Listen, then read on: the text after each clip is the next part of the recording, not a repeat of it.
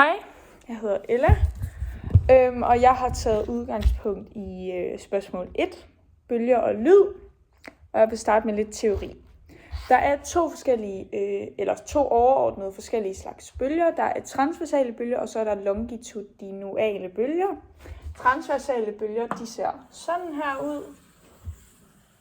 Sådan.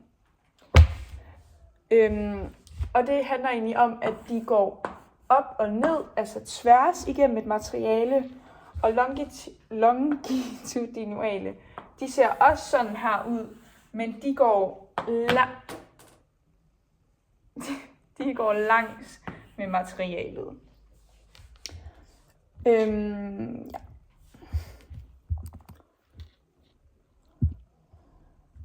Så hvis vi tager udgangspunkt i nogle forskellige sådan begreber inden for bølger, så kan vi tegne sådan en her.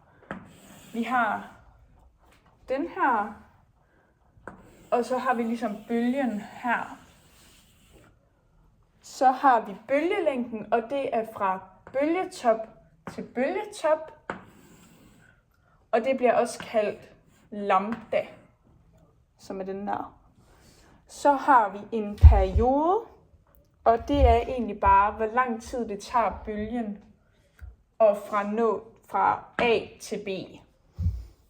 Så har vi amplituden, og det er fra midterpunktet op til bølgetoppen A, eller fra den mellempunktet til bølgedalen. Yes. Jeg har taget udgangspunkt i forsøget lydens fart. Og jeg kan lige hurtigt prøve at tegne opstillingen af forsøget.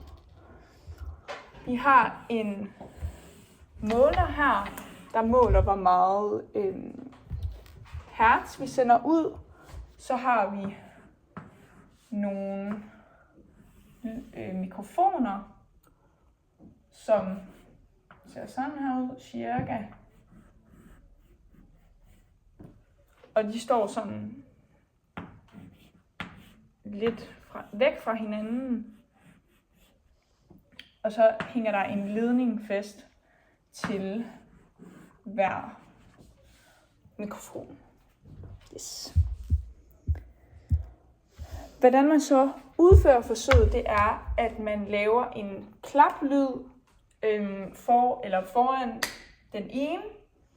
Så måler de her mikrofoner, de sender ind, når den første mikrofon hører klappet, så sender den ind til den her, og så måler den her måler, hvor lang tid der så er imellem, at den her mikrofon hører lyden, og den her mikrofon hører lyden.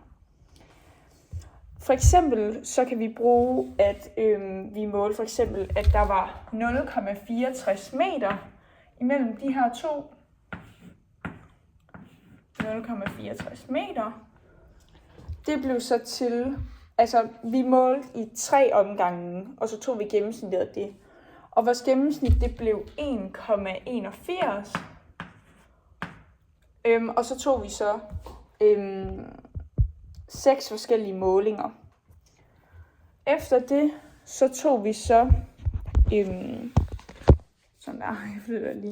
så tog vi så et gennemsnit i alt af alle vores 6 målinger, og så tog vi en tabelværdi og brugt en formel til at regne procentafvigelsen imellem de to.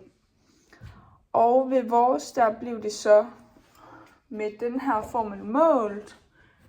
Jeg kan lige vise det her ud. Det blev så målt, at 1,15 minus 0,5 og 3,5 minus 1,5. Og det er egentlig bare nogle værdier fra vores forsøg.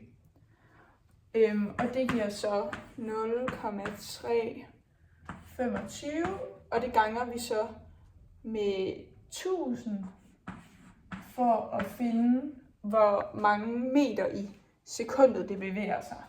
Og det kan vi jo lige hurtigt regne ud, at det er 325 meter i sekundet. Kan man godt se det? Sådan der. Så tog vi så vores værdi og dividerede med tabelværdien for at finde procentafvigelsen af vores forsøg. Det var så 325 divideret med tabelværdien, som er 325 minus 343 divideret med 343 gange 100. Og det blev så 5,25%. Og det vil sige, at vi har en afvigelse på 5,25%. Yes.